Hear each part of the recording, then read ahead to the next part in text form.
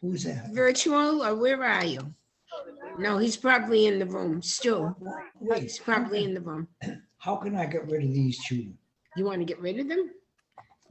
I mean, I want to see, Other than, wait, you can't. it says start video. I don't know. That's video. How come it's on already? I don't know that. So I unmute. That means you can talk now. When I told my wife that you were coming to Logandale, I said, don't count on it. But she said, he would really do that? Who's that?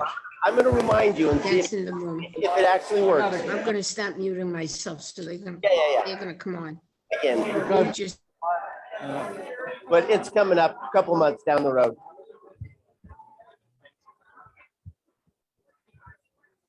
Yes, sir. Watch them every morning.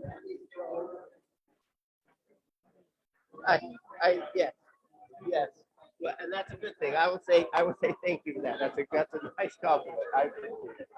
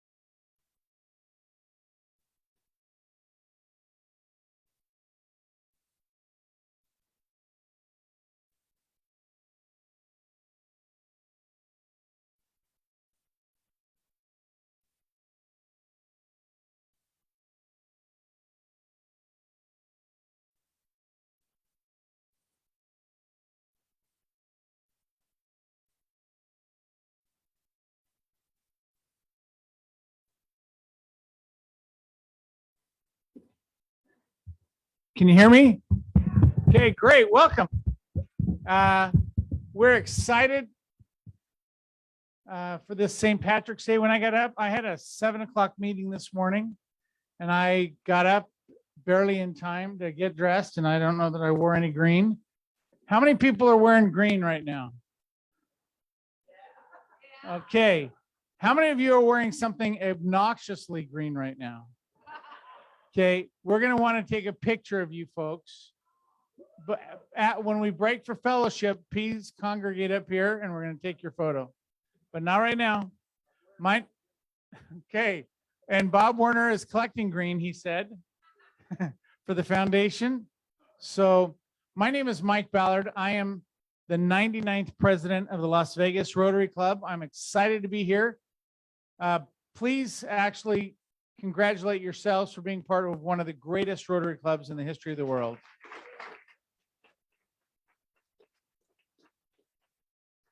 I was at a meeting this last week with a bunch of Rotarians, and they said I'm one of the top 90 Rotarian presidents we've ever had. And so I'm pretty stoked about that. So they didn't know the first 9, I guess. You know, in life, we all have biases and prejudices. We've got a speaker today that I've known for a long time. He was a wonderful man, and he's going to talk to us about his experience in life. But as I've been learning more about Rotary, just seeing what we do related to our peace programs and the peace fellowships and the peace centers that we sponsor all over the world, and how we move people around the world so we get to experience different cultures. That's one of the things that I wrote about in my president's letter that I'm just ecstatic about, because it helps us, you know, understand cultures and helps us break down walls and help us to create peace. It's a challenging time, and I'm grateful for this organization for all that it does throughout the world. So we'd like to invite Stu Lipoff and Sidra Kane. We're going to give our invocation, our patriotic song. So if we could welcome them.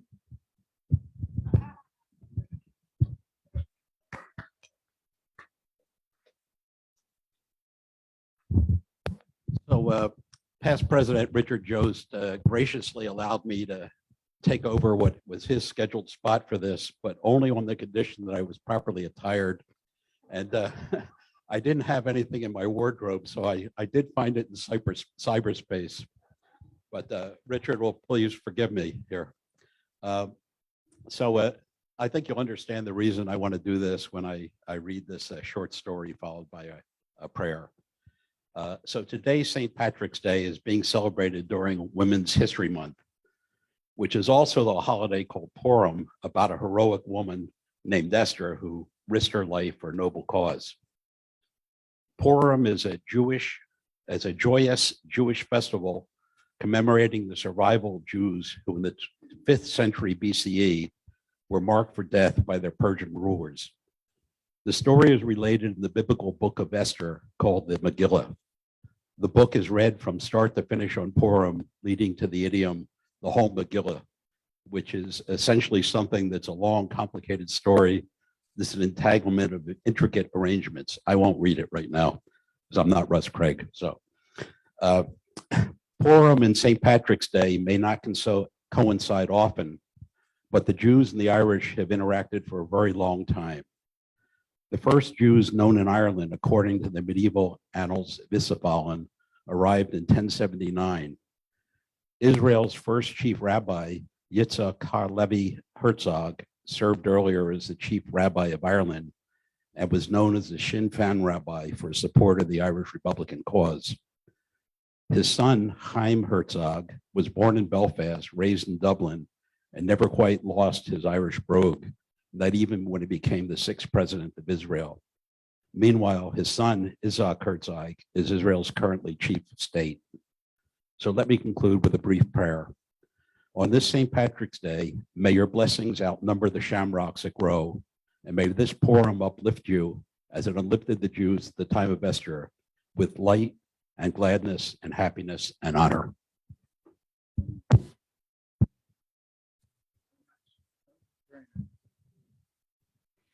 Okay, the song we're doing today, if we were in England, it would be God Save the Queen, but we're in the good old US, so we're going to sing My Country, 'Tis of Thee.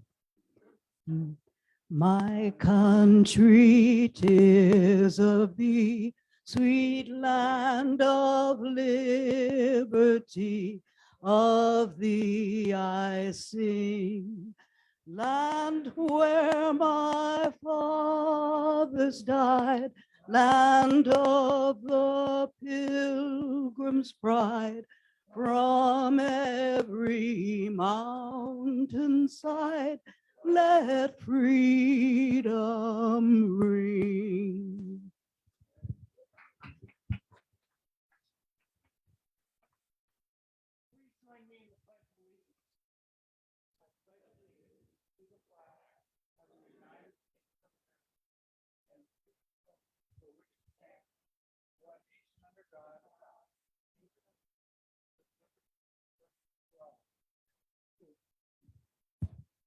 Okay, meetings like today, don't we have a great crowd? I love this.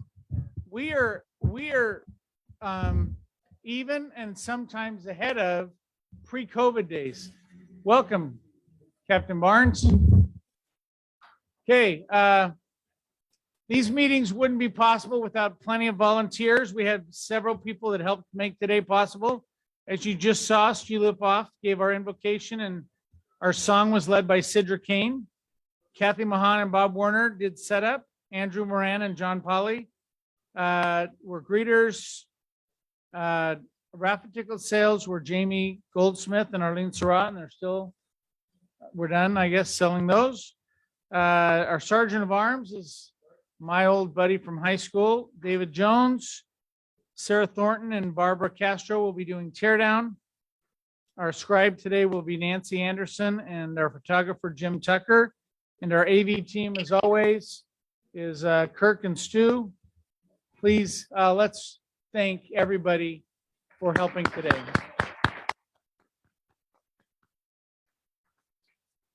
I love it when we have to set tables. However, Sean and the Lowry staff don't. So please RSVP. So don't forget that. Number 2, Stu, thank you for the story of Esther. I named my first daughter, her middle name is Esther. And that story, whether you're an atheist or a Jew or a Christian or of whatever faith you are, it's a wonderful story of courage, cunning, and beauty. And that's what I hoped my daughter would gain from me telling her that story multiple times as she was growing up. So please look for that story in the book of Esther. Okay, we have some guests from some schools. I'd like to introduce them first.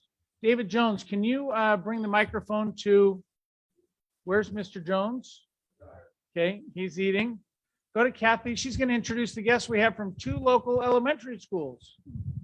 Hi, Stanica will introduce her teacher, and then I'll have Rigel introduce his. Hello, everyone. My name is Stanica. I'm Principal Walter Bracken STEAM Academy, here with my great resource teacher, Ms. Janika Batchman. Welcome. Again, thank you for having us. It's always a pleasure, and thank you for everything that you do for our school. Your support is tremendous, and we're very thankful. So thank you very much. Great. Okay, and this is from Barbara. Hi, I don't think yeah. you work at the elementary school. I don't. Okay. This is Walter from Walter Long Elementary, and this is he's going to give you his guest for today. Good morning. I'm Rigel Painter. I'm the principal over at Walter Long STEAM Academy, and this is our fantastic school clerk, Marisol Lopez. Some of you might recognize me. I'm a protege of Katie Decker, and I was her assistant principal for quite some time when she was running Bracken STEAM Academy, Long STEAM Academy, and Hollingsworth STEAM Academy. So it's great to see everybody, and thank you so much for all that you do for us. Great.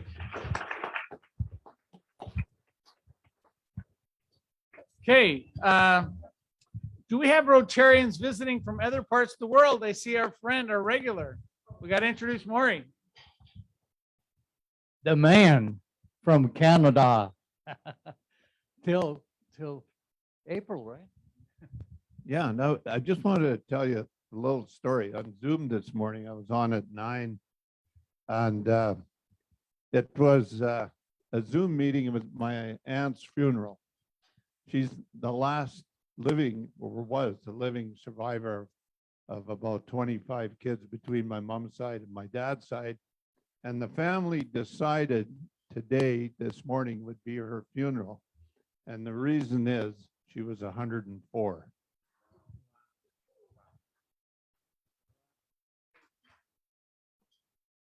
Okay, any other Rotarians visiting from other clubs? Awesome, welcome. Hello, everybody. My name is Mario DiGesu, and I'm a visiting Rotarian from Truth or Consequences, New Mexico. I came here about 3 or 4 years ago, so I enjoyed it. And I'm back again for a conference, and I wanted to visit with you all again. Great. And I just wanted to mention something real quick. Is anyone going to the Rotary International in Houston? Yes. We have a couple. Okay. So we're going to have, our club is going to have a booth. I thought our club was the best club, so I guess we have some competition. So we're going to have a booth called Don't Meth With Us. It's a project of the Rotary Club of TRC. And so we're going to be there with a booth at Rotary International. So come visit us. And I have something for the press. Great. Do you have one of our flags? Not like that. There you go. Awesome. Thank you. Actually, let's take a picture. I'm just the video. You're the video guy. We need to get the real camera.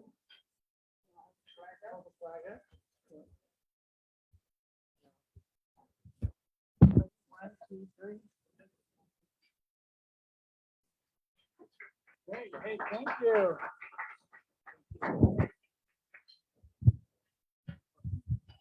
Okay, any other Rotarians visiting from other parts of the world? The state, the country? Okay, great. We have guests. Rotarians have brought guests. Go ahead. Arlene has a guest. I'm very pleased to introduce you to Bob Pizer. Bob comes to us from Lakewood Ranch, Florida, around the Sarasota area. He was a Rotarian there and seeks to be a Rotarian with us here. He also lived in Ashburn, Virginia, where he was president of that club. And he became the assistant district governor of District 7610. He's very involved with kids, and he's also been involved with a program called Shelter Box. So I think he'd be a great fit for us, and I'd like you to make him feel welcome. Super, thank you. Okay, no. I'm pleased to be here. I've lived in Vegas now for a couple of years. My college roommate was Mike Dunnigan. Some of you may know him from Holy Spirit Church. So anyway, I'm pleased to be here, and I'm very active in Ukraine. And if there's a charity that you're looking for, I certainly have some information to give you. There's a particular need right now that I have that we can move very firmly on. We're going if to you have an connect with opportunity. you before the day's out. So Thank you. Thank you very much. Okay, I have a guest all the way over there sitting next to Rose. This is my business partner, Kevin Romney. Welcome. Delighted to be here today. I'm with Camino Verde Group, partner with Mike Ballard and an acquaintance of John Edmond, and looking forward to hearing him speak today. Thank you for allowing me to come. Appreciate it. Great. Okay, guests are Rotarians.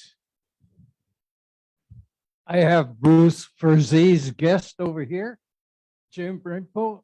I've known him for a long, long time. He was the one that made me a lot of money, Nevada State Bank, but he now went with City National. Thank you very much for having me. I appreciate you guys letting me join you And I've been in Las Vegas for 33 years, heard a lot about Rotary, so I'm gonna give it a try. Jim Thank you. Rimpo, didn't you give me a loan a long time ago? And how? Yeah. I received a phone call this morning from our old Rotarian, Ken Neone. You recall, he was a member here, moved on to the Gators in Florida. And he said to wish all his fellow Rotarians a happy St. Patrick's Day. Great, that's nice. Okay, Sarah brought a guest. Hi, my guest today is Christy Cuthbert. She is the Director of Retail Advertising for the Las Vegas Review-Journal, and we've worked together on many projects. Christy is my very first legit guest that I didn't get to introduce someone else's guest, so I'm so happy that she's Great, here. well, welcome. Happy to be the first legit guest. Thanks everyone for having me. If you need any advertising or have questions about Best of Las Vegas, come see me. Great. Other guests? Other guests? Everyone, please join with me in welcoming our visiting Rotarians and guests.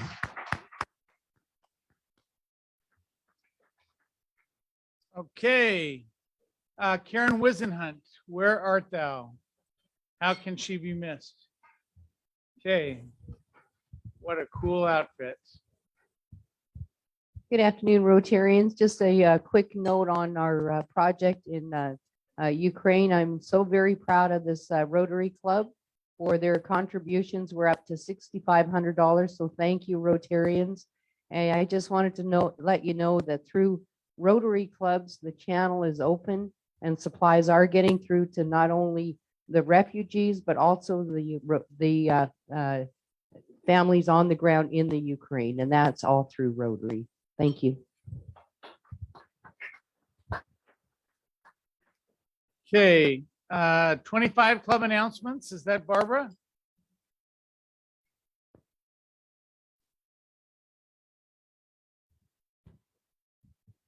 All right, the next 25 Club meeting is going to be at Carrie Grove's house. It's going to be April 14th, not the first week of April, but the second week. We just had to switch it up a little bit because of Bob's schedule. So I hope you guys don't mind that, but it's going to be a lot of fun. I think we're going to have a guest speaker that day also. And we're going to play maybe bingo again. I don't know. We had a lot of fun last time, raised a lot of money last time. So it's pretty cool. So if you guys can make it, that'd be great. Great, thank you. We also had this last Saturday, you'll see some photos in the wheel, but we had the highway cleanup. And we want to thank David Squires and Jerry Senes for breakfast after that. That was a good activity. Tony Kern, where's Tony Kern? Awesome. Do I need time up? You're up. Oh, okay. Excuse me. Thank you, everyone who attended, the orientation on Tuesday. We welcomed 4 of the newest members, 2 getting inducted today, 2 who recently got inducted. Thank you to Rose for putting on a great spread. It was an extremely informative and fun group. We had 17 people come and it was great. Next one will be at President Mike Ballard's house, May 10th. House is being redone, so everybody needs to come. And we'll have more members to introduce at that time. Also on the Green Our Planet, if you are scheduled, and I've sent emails, I know they're annoying, but I need to know the people who signed up for the April 8th pop-up party, dinner party, see me afterward. I need to make sure you're committed because I have to give exact numbers for assignment purposes to the Green Our Planet folks. And I'll talk more about the farmers market at a later time. Thank you. Great, thank you. Okay, Jim Hunt. Jim Hunt, by the way, your request is approved. Okay. Thank you, Mr. President. Well, you know, everyone, it's hard to believe, but almost 2 years ago to the day, one of the first things we canceled was our big party that we were going to be having at Kirk Holmes's house for St. Patrick's Day. And I can't tell you, is everybody ready for a party finally? Yeah. We've got almost 50 people signed up already so far that'll be going to the beautiful home of Tom Krub on the 15th hole at TPC tomorrow night at 6 p.m. That's right. Give him a round. He's back in. We have raised $19,200 doing these little cigar social fun parties since we started doing them. Tomorrow night, Tom's going to have Irish stew. I helped him bring up a keg of beer to the patio last night and put out tables. We're getting it all set up. It's a potluck if you can. You do cook, bring something if you could. The family of Rotary is helping us. Karen Wisenhunt, as always, is unbelievable. She's donated lots of gifts. Janice has, Tony Kern has, Bill Houghton has given us another humidor. We've got cigar memorabilia, cutters, humidors, cigars. We've got all kinds of prizes to give away during our raffle. Tell your family members, tell your friends, bring them out. It's a whopping $10 a head. We're going to have a party tomorrow night. The weather's going to be absolutely beautiful at TPC on Tom's patio, 6 p.m. I do need you to sign up, though, if you haven't yet, because we got to turn that into the guard gate at TPC. So please sign up. If you don't know anybody else that's coming yet, just sign up your name, bring them along with you. We'll get them in. Looking for a great time tomorrow night. Thanks, Mr. President. Hey, great. Put me on the list. I'm not a smoker, but I'm going to have some stew. Okay, there we go.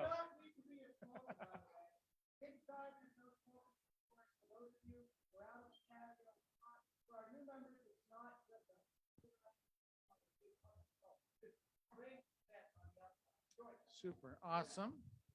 Okay, on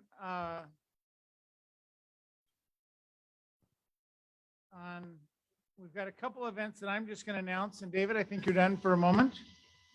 The first is March 27th, Sunday evening. We're having the foundation, a district foundation dinner at Red Rock Country Club. And Tony already talked about the Green Our Planet event. On April 29th, in the late afternoon, we're having a tree ceremony at my alma mater, Quantum McCall. I'm excited for that. Now I'd like to bring the microphone over to Stu. So I was wrong, David Jones. I apologize. Stu Lipoff has an announcement related to the Clark County School District and their need. Okay, great. And then Tony, you're up next. So I think as everyone is aware, the Clark County Public Schools are kind of in a teacher emergency, major shortage. And what the legislature did to try and alleviate this is they're relaxing some of the rules to become a substitute teacher. So right now, the only thing that's required is you have a high school diploma and you can get an emergency substitute teacher license by going to the state. Once you get that license, you can then apply to the Clark County School District to be a substitute teacher. If you have a college degree or the equivalent in terms of college credits, you can get an actual permanent substitute teacher license. Then once you get that, you then have to go to the school district and apply there. The process is incredibly streamlined. There is a small fee, which the legislature is talking about rebating. But it's a couple $100 to go through the application process now. And then if you teach each class, you basically make that back on the first day that you're teaching. So Nikki has made copies of the information associated with this. You start off by going to the state, applying for the license, and then you go through the rest of the process with the county.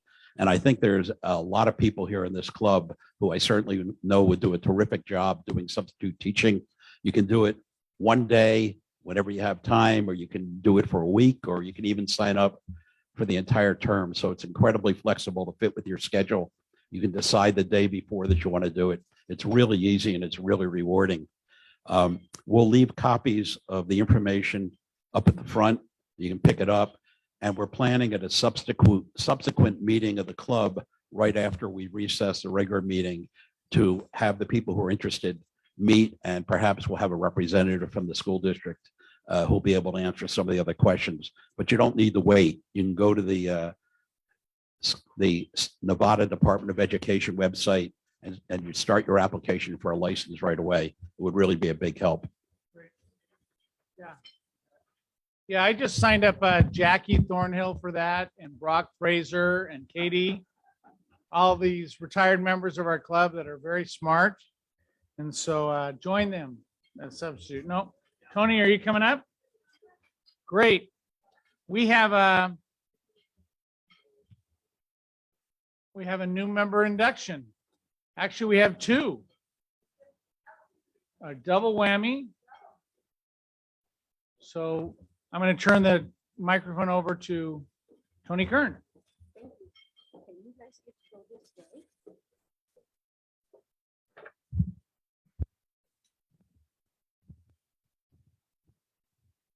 Good afternoon, fellow Rotarians. Today we welcome and admit to membership Christine Luby and Anthony, or we now are going to call him Tony with a Y, Craig. And I would like to ask Arlene Sarah as sponsor for Christine, and Nikki Bates, who is stepping in for Greg McGuire, who is the sponsor for Tony, to provide us with brief introductions of each inductee. Thank you, Tony. Fellow Rotarians, today is a great day for Rotary. We are inducting Christine and Tony into the best Rotary club in the world. I'm sponsoring Christine.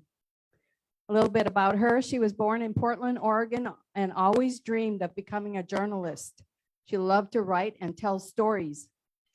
To that end, she attended Washington and Lee University in Lexington, Virginia, where she obtained a bachelor's degree in German and journalism. She lived in Austria for 6 years, where she obtained a master's degree in advanced international studies at the Diplomatic Academy of Vienna. There she was the editor-in-chief of Polemics. I didn't know what that was, so I had to look it up. It's the art or practice of disputation or controversy. Sounds like a lawyer. Interestingly, also, she was the head of the Academy Wine Society. All right. So 8 years ago, she achieved her dream of becoming a journalist and has spent 5 of those years working in the diplomatic sector.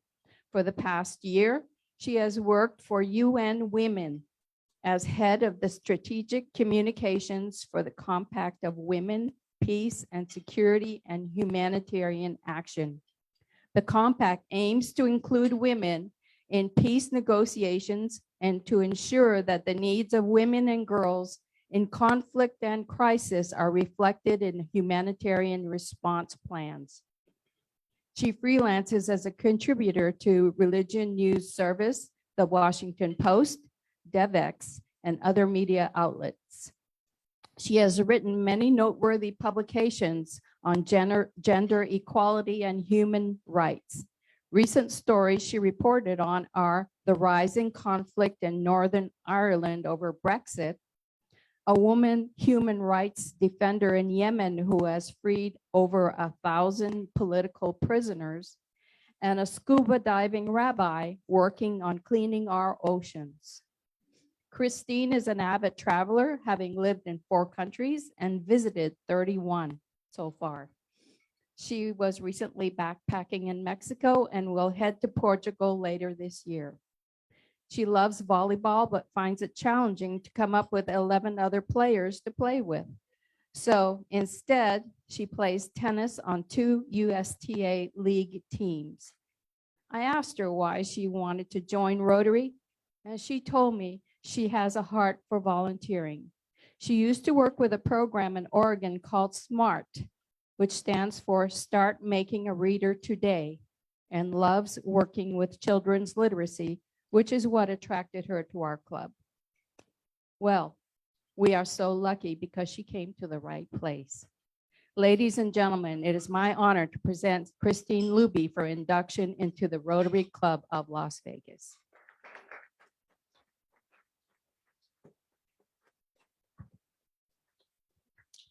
Okay, I hope no one confuses me for Greg McGuire.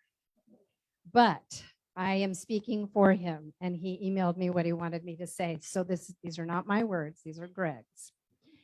So good afternoon, distinguished Rotarians and guests. It is my pleasure to introduce Anthony Craig Tony as one of our newest members. You may remember that Greg McGuire introduced him on Valentine's Day, claiming it was just coincidental that Tony showed up as his guest that day. Tony was, and he told me I have to say this in an Italian voice. So Tony was here to help. Okay. He said, coincidentally, Greg, as I mentioned, is Tony's sponsor, but reports are that he had to go to Denver for his mom's 90th birthday today. The reality is, though, no one has seen Greg around since Tony showed up. Tony is originally from Ohio and comes to us via North Carolina, where he worked for Convergent Security, leading financial institution electronic security programs. He moved to Las Vegas in October of 2020, working for Cornerstone Detention out of their Las Vegas office. As Tony is fond of telling people, he started his career getting criminals caught and then moved to keeping them in. Tony has a son, Christian, that is a senior at USC in the School of Dramatic Arts, studying film and theater. Greg wants you to know that you will all soon find out that drama runs in his family. Tony now works with Security 101 here in Las Vegas, part of a network of 50+ locations around the country. In his role, he provides senior sales account management for their electronic, physical, and cybersecurity installations for some of the top names here in the Las Vegas Valley. As a final note, Greg says that Tony is officially, and I don't see him here today, unfortunately, challenging Bhavin as the club's most eligible bachelor. So let the games begin and welcome aboard Tony.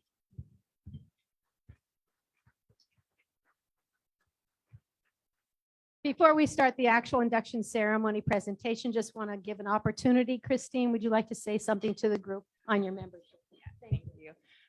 Thank you so much, all of you. It's been such a warm welcome to be a part of your club, and huge thank you to Tony and Tina, especially. I've heard you guys have a lot of new members. I think they're a key reason why they're so great and making everyone feel super welcome.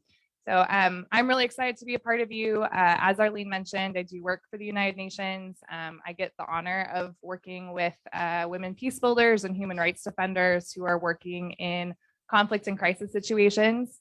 So that's really inspiring on the one hand, but can be really bleak seeing what's going on in Afghanistan, Ukraine, et cetera.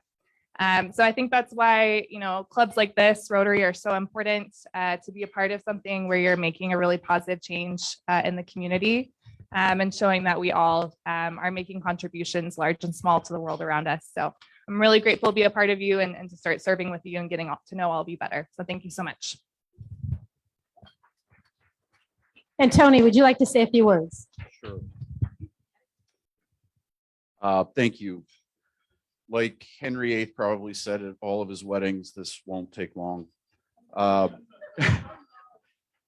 As Tony and I talked during my interview, service is something that has always been a big part of my life. And I thank everybody for welcoming me into this family. It makes it a lot easier to serve when you're in a collective group like this, and just makes the opportunities come a lot easier. So thank you for welcoming me, and I'm excited to be a part of the family. And now to begin the formalities. Fellow Rotarians, it is the duty of our Rotary Club to add new members from time to time so that we may not only increase our usefulness and influence as a club, but also to extend the spirit of Rotary throughout the community. To each of you, sharing an interest in humanitarian and community service, Christine, you are involved in advocating for the needs of vulnerable communities. And Tony, you've been involved as a donation organizer in various categories over the years. You both have been invited into membership in this club because we believe, each of you to be a worthy representative and to possess qualities that will permit you to exemplify in your public, business, social, and private life the true spirit of Rotary. We welcome your heart for service in joining the club to engage in Rotary International's theme, Serve to Change Lives. You are being admitted not only to the Las Vegas Rotary Club, but to a worldwide association. And by virtue of your membership in this club, you will be welcomed into the fellowship of any Rotary Club in the world. When we join Rotary, we become a part of something much bigger than ourselves. The honor and privilege of Rotary membership carries with it duties and obligations. We anticipate your attendance at club meetings, to perform your share of club service, and to place your knowledge and talents at the disposal of the club in its task of carrying out the principles of Rotary into the daily life of the community. Lastly, but by no means least, is our ideal of friendship. As you expect to receive, so give. May you be stimulated by the friendships you will find here, and may we, in return, know you to be an added source, and strength to our club. The pin you are about to receive does not make you a Rotarian, but is a symbol by which your fellow Rotarians and the community at large will recognize you as a Rotarian, and we ask that you wear it proudly. On behalf of the Las Vegas Rotary Club, the greatest Rotary Club in the world, its board of directors and membership, we welcome you and declare you both to be duly inducted into our club and family.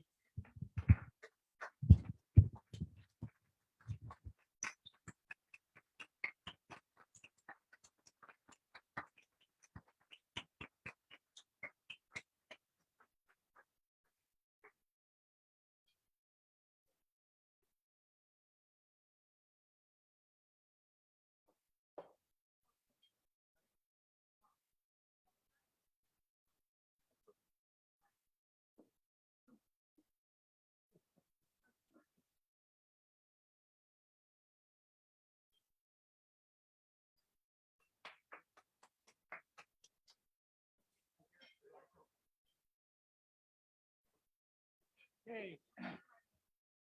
Great.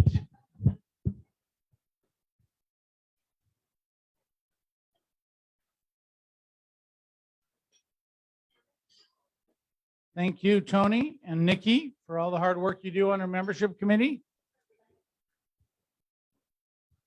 We're hoping to add 4 more new members in the next 3 months.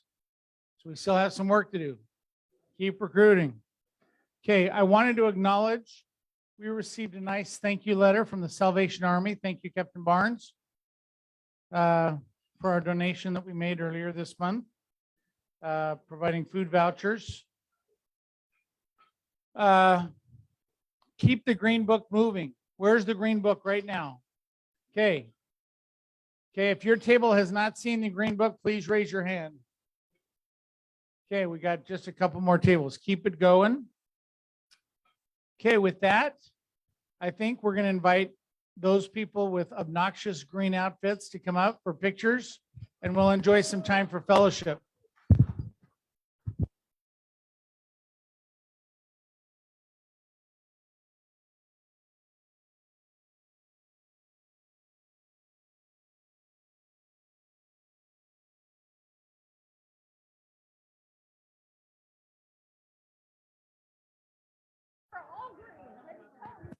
Or anybody that's less than obnoxious can come up as long as you're wearing green as well.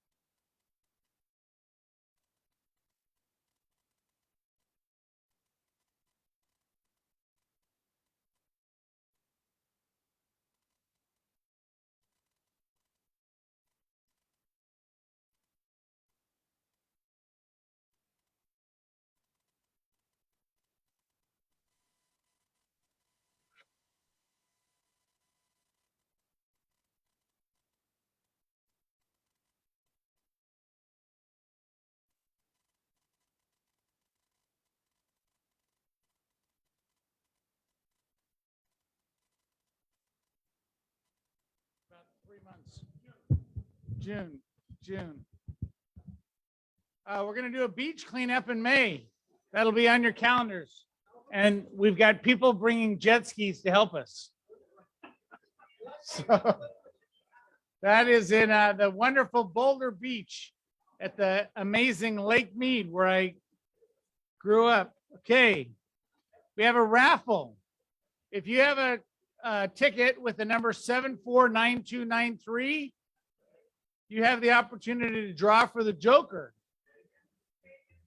Okay, 749293. 749293. Mr. Wheeler from the Wheelchair Foundation. Awesome.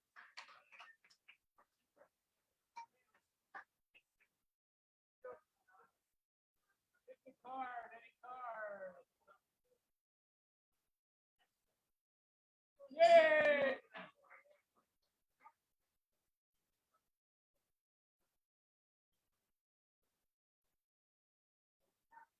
Okay. Done.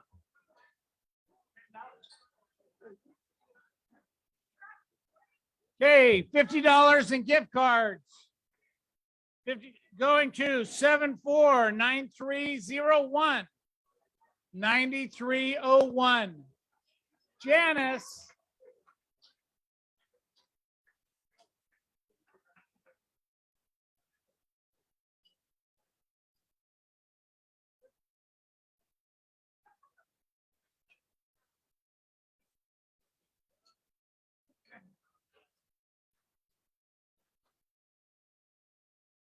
Okay, ladies and gentlemen, I'd like to introduce our speaker.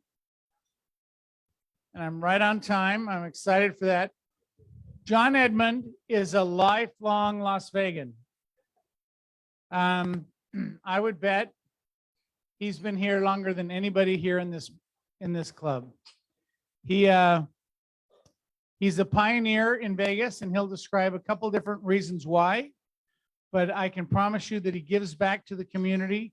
And now he works for the Economic Development Administration for the federal government, where he's giving out millions of dollars to local communities on behalf of our federal government. So please help me welcome Mr. John Edmund.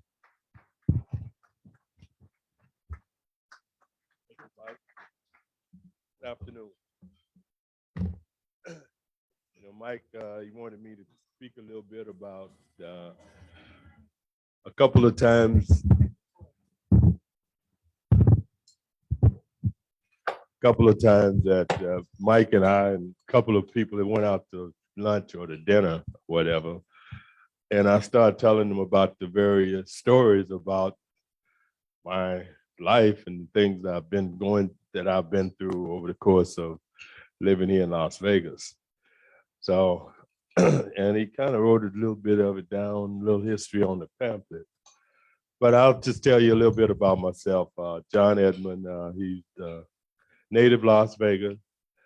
Let's say probably in 1954, 55, there was maybe 20,000 people for those that was been around Vegas for a long time. Of course, I've seen a lot of growth. I've seen a lot of growth that has taken place in Southern Nevada. Grew up here, graduated from Vegas High School, went on to, actually when I first got out of high school, I ended up going to unemployment office, and there was a job opening, one job opening for accounting type payroll person at the Nevada test site. And I fill out the application, and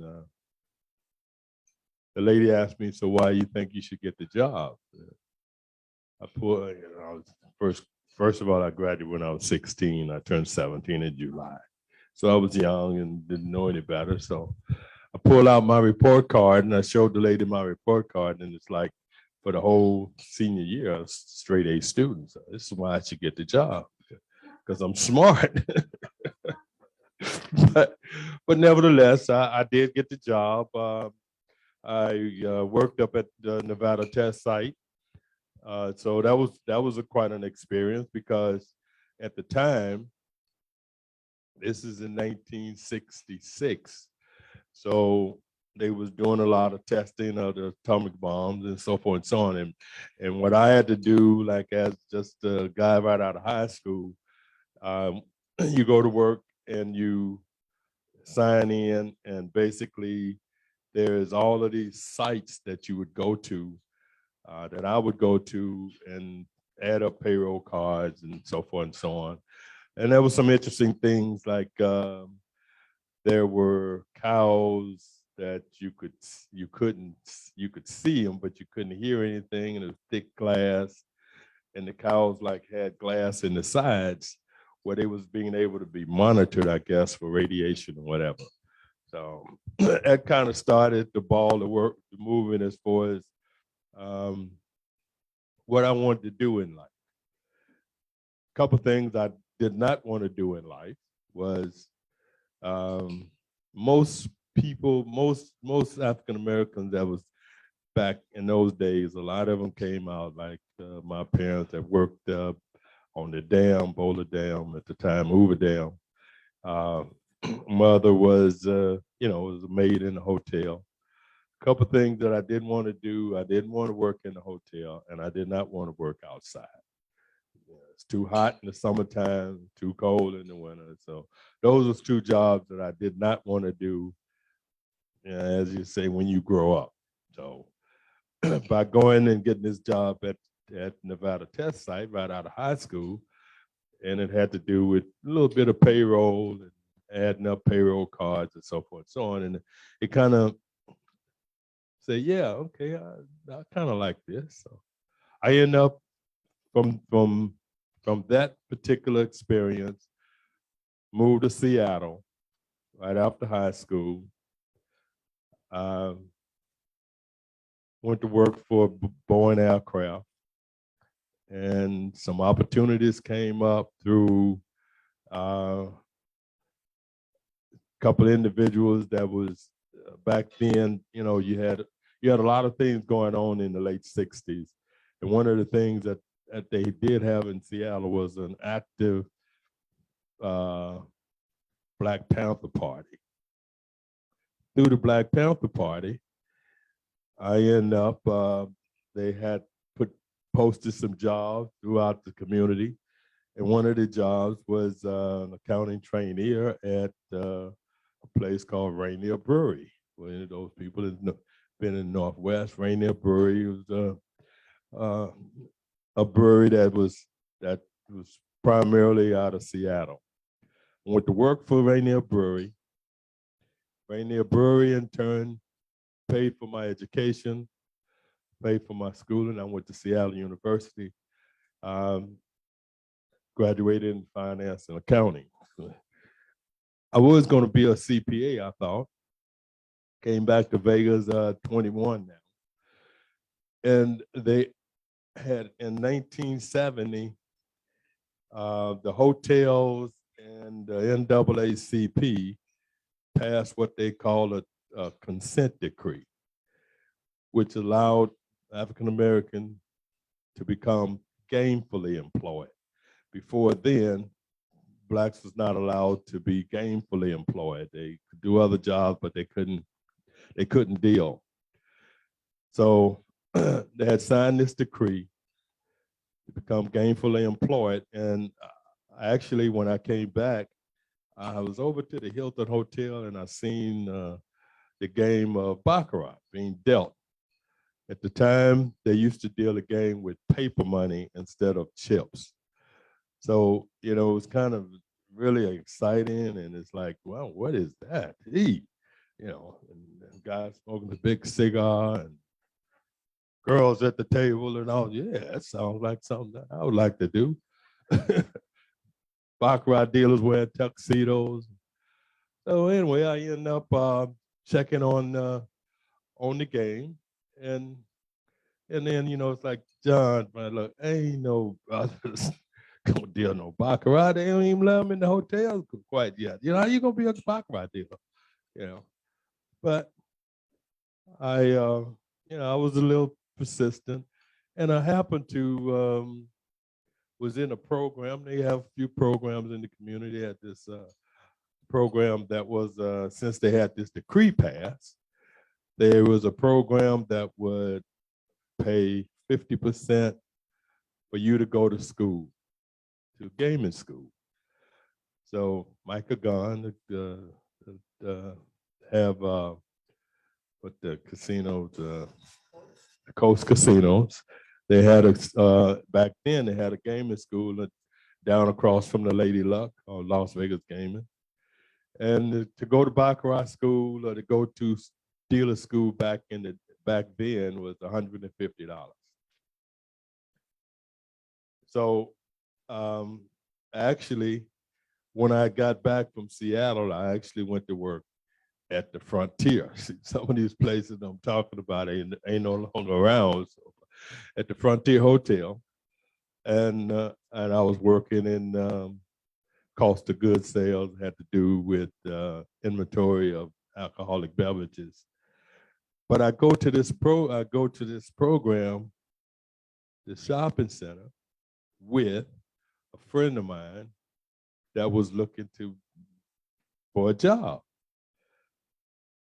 And remember, I had already kind of inquired about this baccarat and so forth and so on.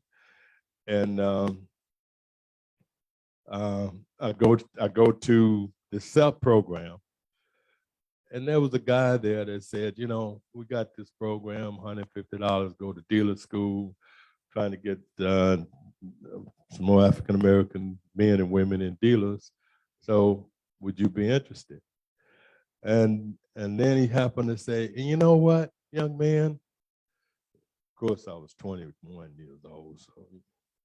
So you would make a good baccarat dealer with your smile and personality. Why would the guy say that? And it's like, and we got this program and so forth and so on, and it only costs $150. And so I ended up going to baccarat school and becoming a baccarat dealer, the first African American to become a baccarat dealer in the state of Nevada.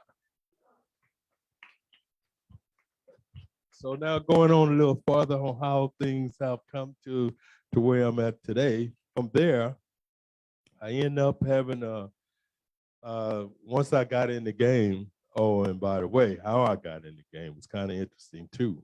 And the people that I got in the game. So remember, I was working at the Frontier, go to work. And I see a sign that says baccarat opening April 15th. I've been going to baccarat school, but I ain't been able to find no job. Plus, wasn't hardly that many jobs. Baccarat opening April 15th at the Stardust Hotel.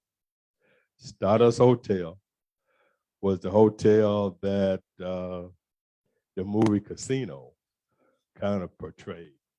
Lefty Rosenthal was the guy that had opened the baccarat pit at the Stardust Hotel, and he was looking for 6 baccarat dealers.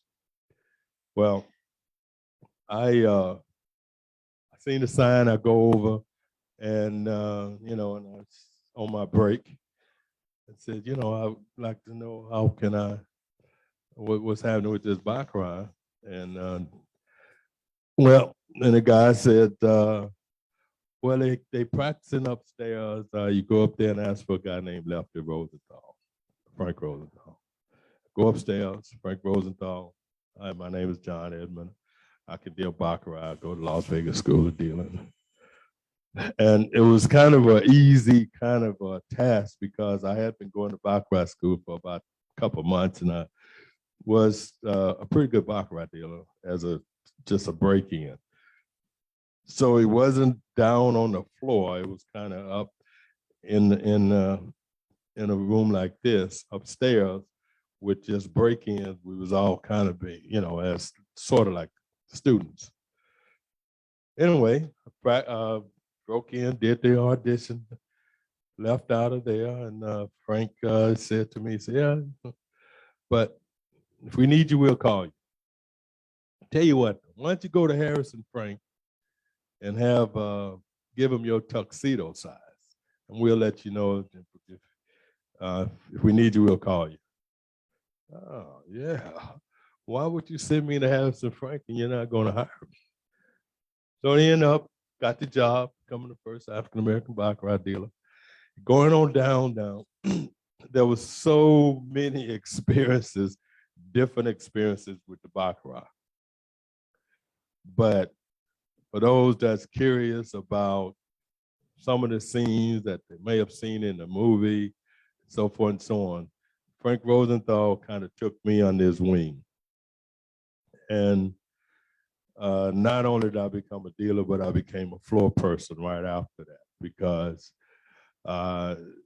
he was the kind of guy that constantly looked over his shoulder, and he didn't like no kind of mess or nothing. He was just straight arrow. And and when I would go on my break, he would constantly want to know whether or not is anything going on. No, nothing's going on. Took me upstairs and he got all these TVs and where he's able to watch the game, what's going on. So that was how the baccarat went. Going along a little further now, as I now got into baccarat, now the MGM is getting ready to open, which is now Bally's. Through some of the dealers that end up was at Stardust, went to Bally's, MGM. I ended up becoming one of the first baccarat dealers at African-American baccarat dealers, was the first at the MGM when it opened.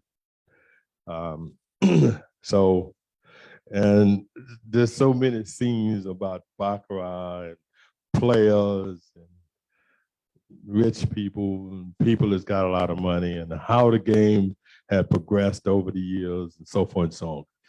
When I first started, you could only bet $2,000. Now you can bet $200,000 and $300,000 per hand. And a lot of it had to do with how money people and money around the world and those people who got lots of money, nothing else to do but to come to Vegas and to have a good time. Those was the guys that baccarat dealers loved. Because baccarat dealers did very well as a dealer. So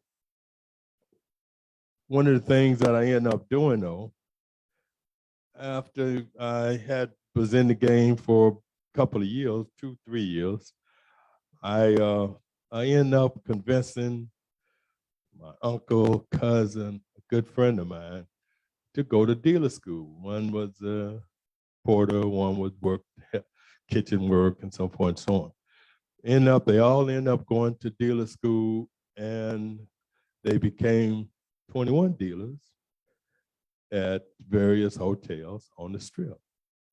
So one of the things on how I ended up getting started as far as development and so forth and so on was the fact that I convinced these 4 of us, all total, that you start to working, we're going to start this company, Nucleus Investments, and I want to take $150 a week off to the top of your toes. Now, keep in mind that these guys had never seen the kind of money they're going to make for openers. And in those days, $150 a week was not a lot of money to take from the top of your toes every week. You're going to make $800,000, $1,200, $1,500, $2,000 a week. So I want to catch you before you get into these bad spending habits. And that's what I end up doing. And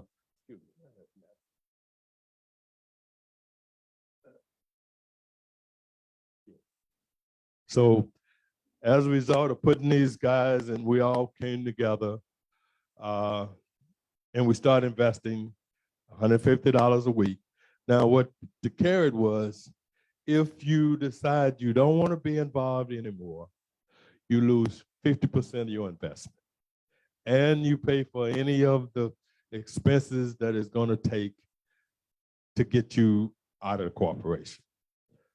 And so it was kind of, you had to make your mind up whether this is something that you want to do. Bottom line, we end up doing that a couple of years, 2-3 years passed by. We end up now with like $160,000.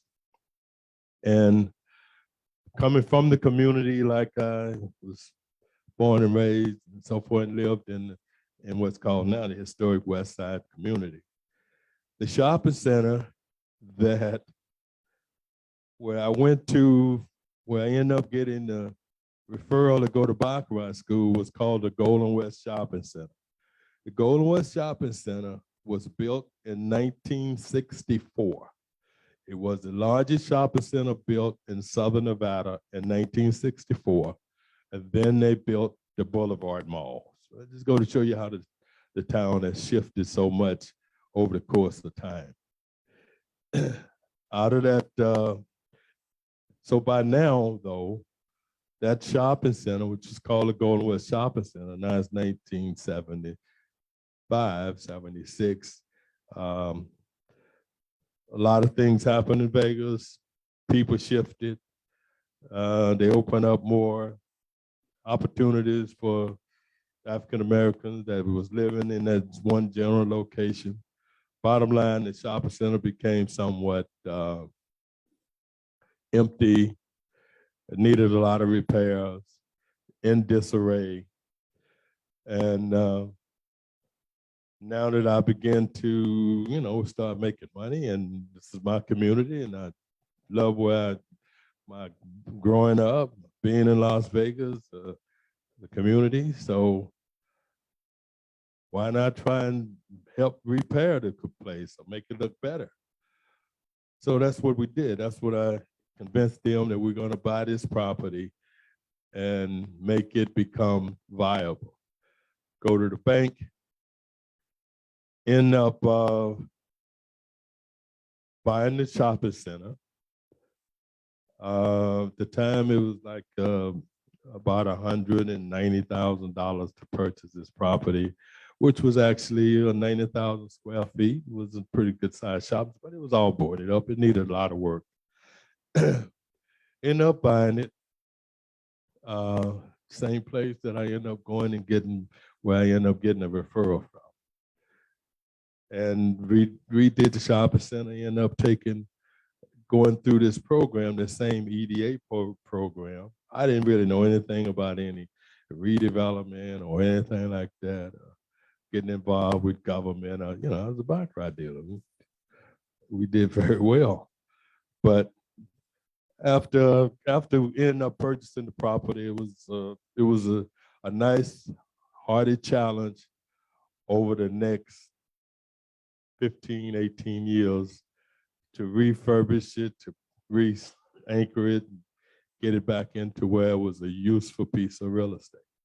That $180,000 investment then, 15 years later, turned out to be about $9 million. Something that you couldn't have done on just a working job. Because one of the things that I did have to do at one point, I had to make a choice on whether or not I want to continue to be a Baccarat dealer, or do I want to do this full time? And I ended up making the choice to do it full time. And that's what kind of got me started into developing different properties. I end up, after that nucleus and property, bought a shopping center that was Magic Johnson had involved in the community. It was called Magic Westland Plaza, which was across the street from Nucleus Plaza. I ended up buying that piece of property from Magic Johnson, and it was 60,000 square feet. I ended up making the property 140,000 square feet and renamed it Edmond Town Center, and the rest of that is history. So going on down to where I'm at today, for the last 35, 40 years, I've been doing basically development type stuff, mostly everything that I've done has been in the historic West Side area. And this Economic Development Administration, the director of economic development, he approached me about wanting to know if I wanted to join and become a part of Southern Nevada as far as economic development EDA projects. At first, I was like, no, man, I'm not interested in that. But I did get interested in it. I took the job, and now I'm what you call EDR, Economic Development Representative for Southern Nevada. And we have been giving away, and we give money away. All we do is grants. But there is a key to grants, to the grants that we give away. Nonprofits, Indian tribes, universities, cities, states, county, metropolitan areas. Those are the people that we give. Actually, you apply for a grant for different things that you're doing, UNLV. And so that's what I do. In that historic West Side community that is now kind of beginning to grow up, a couple of things I feel pretty good about doing, and that is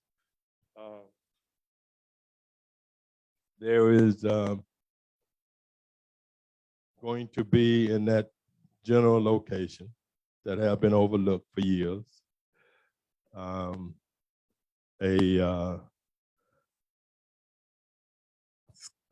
Clark County, the community college, Southern Nevada Community College is setting up a branch in their location.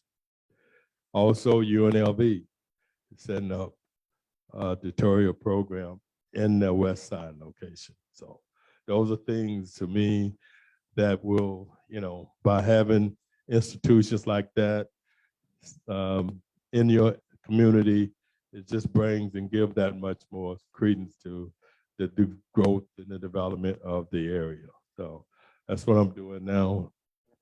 And so, questions? I gotta ask the obvious question. Who is the most famous person you dealt to, and who are some of the other named celebrities you remember? And tell us one good story.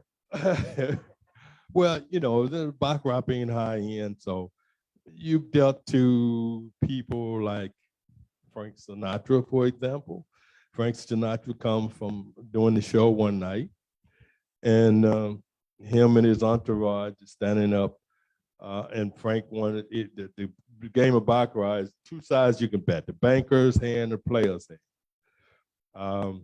You bet on the bank. The bank has a little slight edge, so it's a 5% commission if you bet on the bank. If you bet on the players, there's no commission. So Frank is betting on the players, and here's a guy over here that's a little intoxicated that was betting on the bank.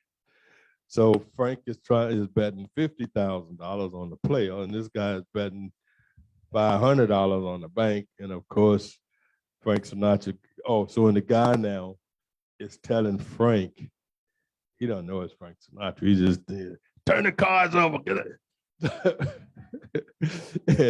and Frank now, like, who in the hell is this guy there? And get him off the table, and so forth and so on. But they end up. So Frank, that was a good one. But there was another one. That was some really good stories in baccarat.